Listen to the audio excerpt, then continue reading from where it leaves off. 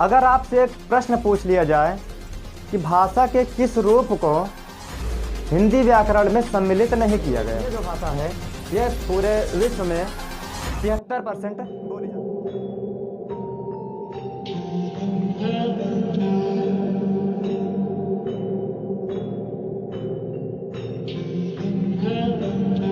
जय हिंद दोस्तों, मैं नीरज कुमार, आप सभी का हमारे YouTube चैनल PSH क्लासेस में स्वागत है। तो दोस्तों, आज हम बात करने वाले हैं, हिंदी का एक टॉपिक है भाषा। ठीक है, भाषा। अगर हम हिंदी पढ़ रहे हैं, अगर हम हिंदी विषय लिए हैं, उसका हमें अध्ययन करना है, तो हमें भाषा की जानकारी होना अति आवश्यक है। ठीक दोस्तों, तो अगर जो हिंदी है इसका एक मूल टॉपिक है जो भाषा है, इस पर हम आज चर्चा करने वाले हैं।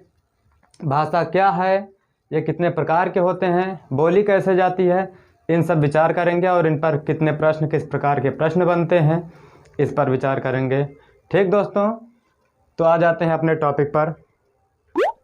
ये भाषा है, तो ये हमारा टॉपिक जो भाषा है इस पर हम विचार करने वाले हैं। अब देखो, ये भाषा जो है ये भाष धातु से बना है, भाष धातु से बना है, जिसका अर्थ होता है बोलना या वाणी।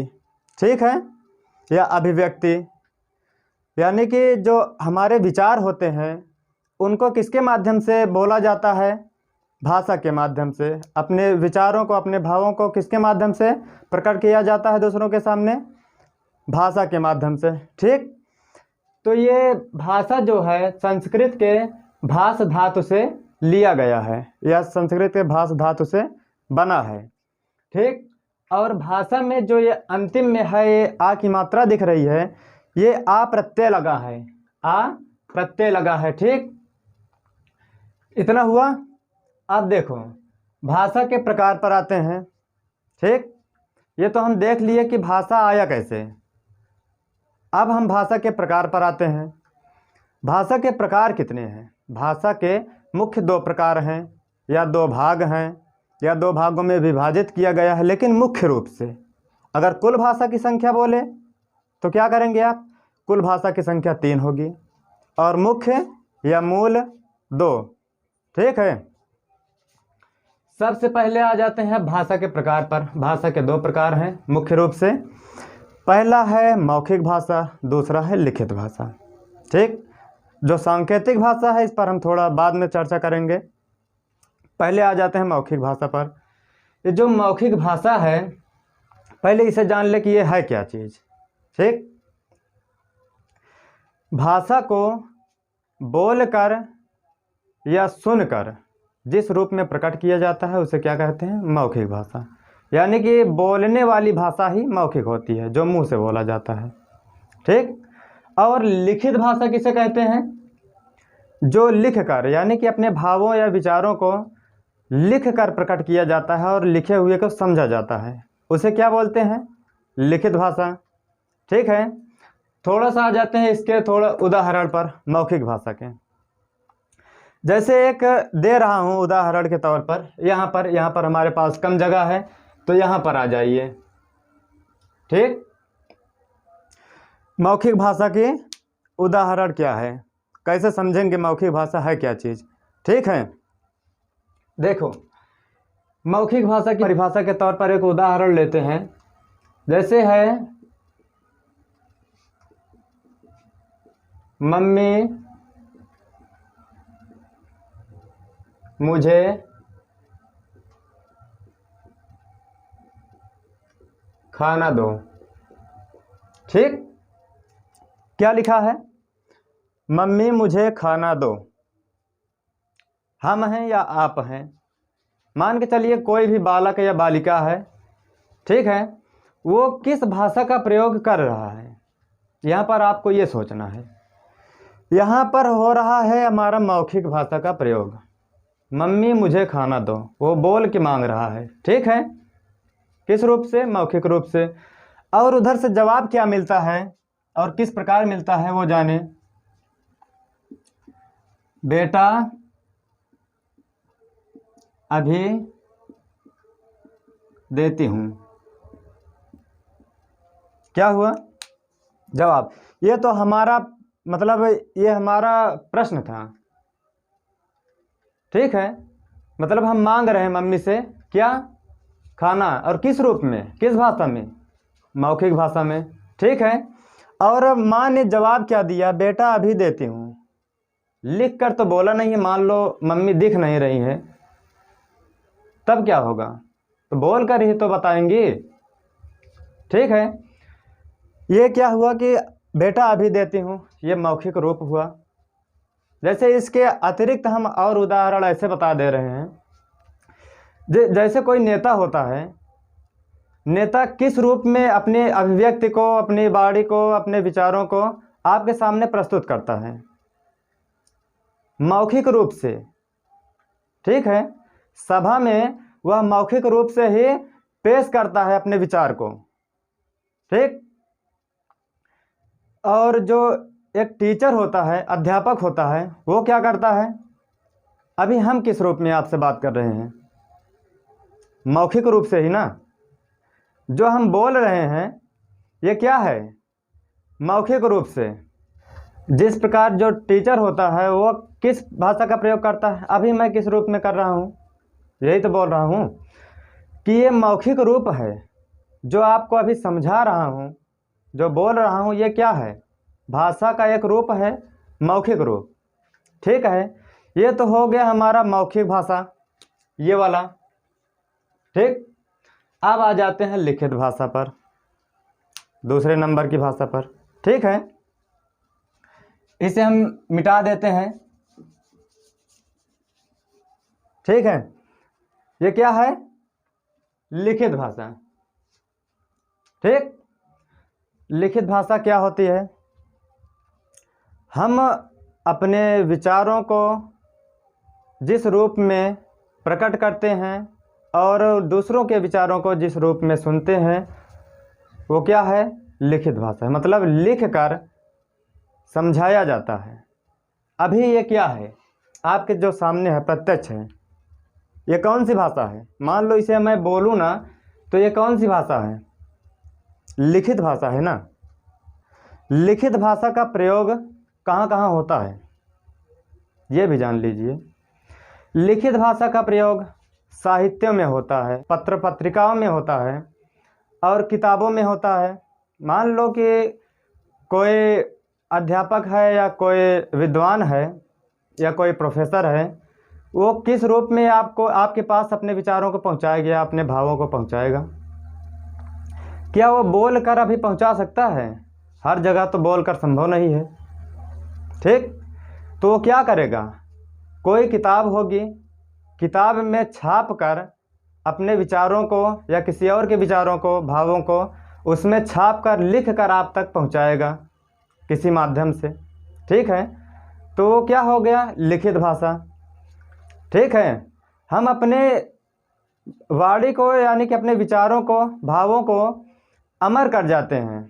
अगर कोई किताब अगर छाप दिए तो वो क्या है? हमेशा हमारे भाव जिंदा रहते हैं। किस रूप में? लिखित रूप में, ठीक है। ये तो हो गया लिखित भाषा। अब आ जाते हैं अंत में तीसरे नंबर पर, जो सांकेतिक भाषा है, ठीक है। ये वाला सांकेतिक भाषा होता क्या है, इसे पहले जान लें, ठीक है। व्यक्ति या हम अपने विचारों को, भावों को संकेतों के माध्यम से समझते और समझाते हैं। वो क्या है? सांकेतिक भाषा। जैसे एक उदाहरण ले लीजिए यहाँ पर सांकेतिक भाषा का। वह पेन है, ठीक। तो ये क्या है? वह पेन है, बताइए। एक सांकेतिक भाषा है। यहाँ पर आपको लिख कर, यानी कि लिखित रूप में दिया है और मौखिक रूप में बताया है और सांकेतिक रूप में ये संकेत कर रहा है, ठीक। वह पेन है मतलब अभी हमारे पास है नहीं, कहीं दूर रखी है और हम उसे इशारा कर रहे हैं कि वह पेन है। उंगली के माध्यम से, यानी कि हाथ के माध्यम से इशारा कर रहे हैं ना कि वह पेन है, यह पेन है, इशारा कर रहे हैं। इशारे के माध्यम से हम बता रहे हैं कि वह पेन है। ये क्या है? सांकेतिक भाषा का उदाहरण है। ठीक है, हमारा हो गया सांकेतिक भाषा। भाषा के 3 टॉपिक पढ़े, मतलब मुख्य जो मूल टॉपिक था 2 उसे पढ़े, तीसरा जो अतिरिक्त था सांकेतिक भाषा, इसे पढ़े। अब सांकेतिक भाषा के ऊपर एक बहुत अच्छा प्रश्न बनता है।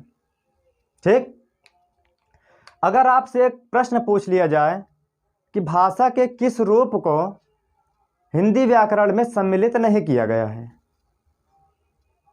बताइए। वहाँ पर हो जाएगा आपका सांकेतिक भाषा। यहाँ आप नोट करके हम लिखे भी हैं कि सांकेतिक भाषा को हिंदी व्याकरण में सम्मिलित नहीं किया गया है। किस भाषा को? सांकेतिक भाषा को। यहाँ से थोड़ा प्रश्न उठ जाएगा, और कि भाषा के कुल प्रकार कितने हैं या कुल भाग कितने हैं, तो वहाँ पर 3 होगा। अगर पूछ लिया जाए आपसे कि भाषा के मुख्य या मूल रूप से कितने भेद हैं, तो वहाँ पर क्या जवाब होगा? 2। कंफ्यूज मत होना, ठीक है।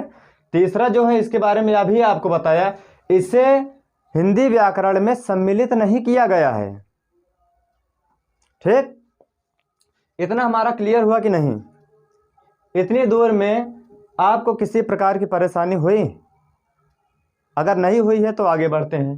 ठीक, अब आ जाते हैं, भाषा परिवार के आधार पर हिंदी परिवार भाषा है या इंडो यूरोपीय है। ठीक, भाषा परिवार के आधार पर मतलब भाषा कुल प्रतिशत कितने भागों में परिवार भाषा है, प्रतिशत के रूप में। ठीक है, यहाँ पर भाषा परिवार या प्रतिशत है। यहाँ पर इंडो यूरोपीय जो भाषा है, ये पूरे विश्व में 73% बोली जाती है, 73% बोली जाती है। ठीक, उसके बाद द्रविड़ है 25% बोली जाती है, ऑस्ट्रिक है 1.3% बोली जाती है, चीनी तिब्बती है 0.7% बोली जाती है। ठीक है, सबसे अधिक कौन बोली जाती है? ये वाली इंडो यूरोपीय, 73% परिवार के आधार पर। ठीक है, इतना समझ में आया? यहाँ से बहुत कम प्रश्न बनते हैं यहाँ से। ठीक, अब यहाँ आपको हम बता दें कि भाषा की विशेषता क्या है। भाषा की विशेषता, ठीक है। अभी तो हम भाषा के प्रकार, भाषा पढ़े, भाषा के प्रकार पढ़े, कौन कौन से हैं, और कुछ भाषा है जो प्रतिशत में बोली जाती है, कितने प्रतिशत में बोली जाती है, उसे पढ़े। अब आ जाते हैं भाषा की विशेषता पर। ठीक है, भाषा की विशेषता क्या है? कुछ विशेषताएं यहाँ पर हमने लिखी है, जिसके माध्यम से हम समझेंगे कि भाषा की विशेषता क्या है। ठीक, सबसे पहला है भाषा प्रतीकात्मक है, दूसरा है भाषा ध्वनिमय है, तीसरा है भाषा का संबंध मनुष्य से है, चौथा है भाषा परिवर्तनशील है, पांचवा है भाषा की क्षेत्रीय सीमा होती है, छठा है भाषा की मूल इकाई ध्वनि है, सातवां है भाषा अनुकरण से सीखी जाती है, और आठवां है भाषा को ध्वनि प्रतीकों के माध्यम से मूर्त किया जाता है। ठीक, अब इसके अर्थ थोड़ा सा जान लें। ये तो हो गया कि भाषा की विशेषता क्या है लिखने के माध्यम से। अब समझने के माध्यम से किस प्रकार से इसे समझा जा सकता है। ठीक, देखिए, भाषा प्रतीकात्मक है, मतलब कि भाषा जो है इसका प्रतीक चिन्ह होता है। ठीक है, हर भाषा का अपना अपना चिन्ह होता है, उसके माध्यम से यहाँ पर भाषा की विशेषता में दे दिया गया है कि भाषा प्रतीकात्मक है। उसके बाद है दूसरा जो भाषा ध्वनिमय है। भाषा को हम किस प्रकार बोलते हैं? ध्वनि के माध्यम से ही ना, बताइए। जो हम मौखिक रूप से बोलते हैं ये क्या है? ध्वनि ही है कि और कुछ है? ध्वनि है। जो हम बोल रहे हैं, बोलने के बाद हमारी आवाज़ आपके पास पहुंच रही है, वो क्या है? ध्वनि है, ध्वनि है। ठीक है, भाषा ध्वनिमय है। अब दूसरा जो है, तीसरा, ठीक, भाषा का संबंध मनुष्य से है। भाषा तो मनुष्य ही बोलते हैं ना, बहुत सारी भाषाएं मनुष्य बोलते हैं, भाषा मनुष्य ही बोलते हैं। जानवर की बात करें तो उनकी भाषा कोई समझ नहीं सकता। जिस भाषा को समझा जा सकता है तथा समझाया जा सकता है, उस भाषा की बात हो रही है यहाँ पर, ठीक। भाषा का संबंध मनुष्य से है, इसीलिए भाषा को इसके अंतर रखा गया है। भाषा परिवर्तनशील है, भाषा बदलती रहती है। अभी हम यहाँ पर हैं, कुछ और बोल रहे हैं किसी और भाषा में, मान लो खड़ी हिंदी, कहीं और गए तो किसी और भाषा में बात करने लगे, ठीक, इंग्लिश में, अरबी में, फारसी में। ये क्या है? भाषा परिवर्तनशील है। पांचवा जो है, भाषा की क्षेत्रीय सीमा होती है। भाषा की क्षेत्रीय सीमा मतलब एक भाषा जो बोली जाती है, इसका एक सीमा होता है जिसके बाहर ये भाषा बहुत कम बोली जाती है या बिल्कुल नहीं बोली जाती। हिंदी की बात करें तो भारत में ही बोली जाती है या और कहीं बोली जाती होगी, लेकिन इसका एक सीमा होता है, ठीक। और ये है अगला, भाषा अनुकरण से सीखी जाती है।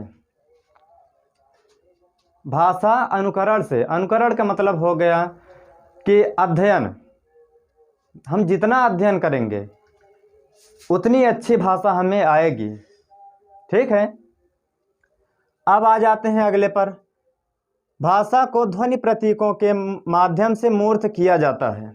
भाषा को ध्वनि प्रतीकों के माध्यम से मूर्त, यहाँ पर आपको एक शब्द दिख रहा होगा मूर्त। जो है मूर्त का अर्थ होता है लिखना, ठीक है। भाषा को ध्वनि प्रतीकों के माध्यम से मूर्त किया जाता है। जो हम भाषा बोलते हैं, भाषा बोलने के बाद जो ध्वनि निकलती है, इसे हम जब लिखते हैं तब वो क्या कहलाता है? मूर्त, ठीक है। अब आ जाते हैं, इतना आपका क्लियर हुआ कि नहीं?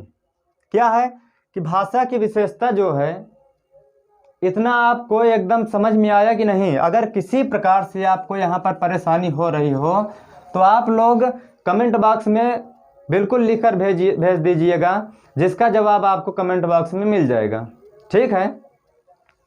अब आ जाते हैं, हम इतना तो पढ़ लिए, ठीक है। भाषा पढ़े, भाषा के प्रकार पढ़े, परिवार भाषा के आधार पर, ठीक है, और ये भाषा की विशेषता पढ़े। अब आ जाते हैं इनके प्रश्न पर। इतना पढ़े, इतने में किस प्रकार से प्रश्न बनते हैं, हिंदी से, इस भाषा से कितने अच्छे प्रश्न उठते हैं, वो सब प्रश्न आपको यहाँ पर मिल जाएंगे, ठीक है। इससे हो सकता है संभवतः कि इससे बाहर आपके प्रश्न में या आपकी परीक्षा में कहीं से नहीं पूछेगा, इससे बाहर एक भी प्रश्न नहीं आएगा। आपको जब हिंदी का एग्ज़ाम हो, जैसे कंपटीशन का एग्ज़ाम देते हैं, उसमें इस चैप्टर से और इतने में से एक या दो प्रश्न आपको देखने को मिल जाएंगे, ठीक। अब आ जाते हैं इम्पोर्टेंट प्रश्न पर। आप यहाँ पर मोस्ट इम्पोर्टेंट डाल लीजिएगा, ठीक है। देखिए, भारत में मुख्य रूप से 22 भाषाएं बोली जाती हैं। भारत की बात कर रहा है, ना कि पूरे देश की, ठीक है, मतलब और पूरे विश्व की बात कर रहा है। यहाँ पर सिर्फ भारत की बात हो रही है। भारत में मुख्य रूप से 22 भाषाएं बोली जाती है और हमारे संविधान में भी वर्णन किया गया है 22 ही भाषाओं का, ठीक है। और अगला प्रश्न है, पूरे विश्व में लगभग 3000 भाषाएं बोली जाती हैं। पूरे विश्व की बात कर रहा है अब, ठीक है। अभी तक तो भारत का हो रहा था, अब पूरे विश्व की बात हो रही है कि पूरे विश्व में कितनी भाषाएं बोली जाती हैं। यहाँ पर हमने लगभग इसलिए लगा दिया है कि बहुत सारे देश हैं, वहाँ पर भाषाएं बदल उठती हैं, ठीक है। अभी जो आपको बता दिया है कि भाषा परिवर्तनशील है ना, इसी के आधार पर यहाँ पर भाषाएं बदल जाती हैं। पूरे विश्व में लगभग 3000 भाषाएं बोली जाती हैं। ये क्लियर हुआ? देखो अब अगला प्रश्न है, हिंदी भाषा की उत्पत्ति संस्कृत से हुई है। अगर पूछ लिया जाए हिंदी जो भाषा है उसकी उत्पत्ति या उससे कहाँ से लिया गया है, कैसे उसकी उत्पत्ति हुई, तो वहाँ पर जवाब क्या होगा, संस्कृत भाषा से हिंदी भाषा की उत्पत्ति हुई है। अब अगला प्रश्न है, हिंदी भारत की राज्य भाषा है। यहाँ पर देख लीजिए बहुत इंपॉर्टेंट प्रश्न आ गया है, राज्य दिख रहा है आपको। हिंदी राष्ट्रीय भाषा नहीं है, हिंदी राष्ट्रीय भाषा नहीं है, हिंदी राज्य भाषा है या राजभाषा है। यहाँ पर राज्य भाषा है या राजभाषा है, ठीक। अब आ जाते हैं अगले प्रश्न पर। हिंदी को भारतीय संविधान में कब अंगीकृत किया गया उसके बारे में है। 14 सितंबर 1949 ईस्वी को भारतीय संविधान द्वारा अंगीकृत किया गया है। किसे? हिंदी भाषा को भारतीय संविधान में 14 सितंबर 1949 ईस्वी को अंगीकृत किया गया, मतलब स्वीकारा गया, ठीक है, उसमें जोड़ा गया। अब अगला है, हिंदी को भारतीय संविधान के अनुच्छेद 343 के क में संघ की राज्य भाषा हिंदी तथा लिपि देवनागरी माना गया है। यहाँ पर थोड़ा आपको प्रश्न में कन्फ्यूजन जरूर होता होगा, लेकिन इस प्रश्न को हम समझा दे रहे हैं तो कन्फ्यूजन दूर हो जाएगा। हिंदी को भारतीय संविधान के अनुच्छेद, हमारा जो संविधान होता है एक कानून की किताब होती है जिसमें हमारे अधिकार लिखे गए हैं तथा भारत में किस क्षेत्र में किसे कार्य करना है और कहाँ पर करना है, वो सब भारतीय संविधान में लिखा गया है, ठीक है। और ये हिंदी भारतीय संविधान के अनुच्छेद 343 के क में संघ की, यानी कि संघ की बात यहाँ पर है भारत पूरा, ठीक है।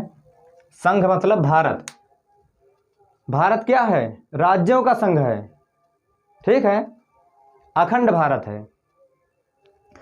क्या है कि संघ की राज्य भाषा तथा लिपि देवनागरी माना गया है, किसके अंतर्गत, अनुच्छेद 343 के क्लास 1 यानी कि का में, ठीक। अब अगला प्रश्न है, हिंदी को संविधान के भाग 17 में और अनुच्छेद 8 में रखा गया है। बहुत इंपॉर्टेंट क्वेश्चन है ये। भाग 17, भाग 17 मतलब हमारे संविधान में कितने भाग हैं, 22 हैं, लेकिन हो सकता है 25 हो जाएं, ठीक है। मूल रूप से अभी 22 हैं, ठीक है। उसमें से भाग 17 में आप देखिएगा और अनुच्छेद 8 जो रहेगा 8 में, यहाँ पर भाग 17 की बात हो रही है और यहाँ पर अनुच्छेद, भाग और अनुच्छेद में अंतर होता है। भाग हो जाता है पाठ, अनुच्छेद हो जाता है पाठ की हेडिंग, ठीक है। उसी में रखा गया है किसे, हिंदी को।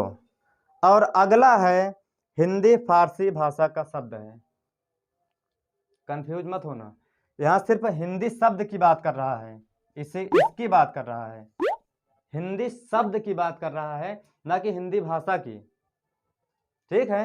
हिंदी जो शब्द है ये फारसी भाषा का शब्द है, ठीक। अगला है, रिक्शा जापानी भाषा का शब्द है। जो रिक्शा है, ऑटो रिक्शा सुने होंगे या देखे तो होंगे हर लोग, ठीक है। ये तो जो रिक्शा है उसी रिक्शे की बात हो रही है। रिक्शा शब्द जापानी भाषा का शब्द है। और लास्ट एकदम अंतिम क्वेश्चन है हमारा, हिंदी हिंदू हिंदुस्तान फारसी भाषा का शब्द है। हिंदी हिंदू हिंदुस्तान फारसी भाषा का शब्द है। आप कंफ्यूजन में मत रहिएगा, यहाँ पर हिंदी हिंदू और हिंदुस्तान की बात कर रहा है, फारसी भाषा का शब्द है, ठीक दोस्तों। तो उम्मीद करता हूँ आप सभी से कि ये वीडियो आपको अत्यधिक पसंद आया होगा और इस वीडियो को देखे हैं, समझे हैं। अगर यहाँ पर इस वीडियो में किसी भी प्रकार की परेशानी हो या कोई भी टॉपिक जो है आपको समझ में ना आया हो तो आप करेंगे कि कमेंट बॉक्स में हमें लिख कर भेज देंगे और उसका जवाब हम कमेंट बॉक्स में लिख कर दे देंगे, ओके। या फिर हम अगले वीडियो में सबसे पहले क्या करेंगे कि आपको इस टॉपिक पर फिर से एक बार बता देंगे छोटा सा, उसके बाद हम अगला टॉपिक शुरू करेंगे। ठीक, तो आप लोग एक बार स्क्रीनशॉट ले लीजिए इसका।